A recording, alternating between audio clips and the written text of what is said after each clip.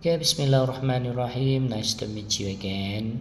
Dear student, welcome to the 7th session of our initiations.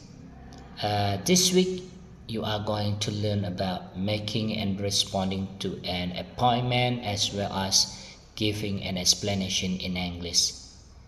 You can find this week's topic in Module 8 and Module 9.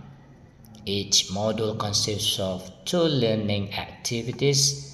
By the end of the week, you are expected to be able to identify the expression used to make or respond to an appointment, explanation, negotiation, and draw a conclusion in a meeting.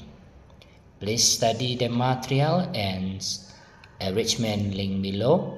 Afterwards, please participate in discussion forum 7 and do the assignment 3.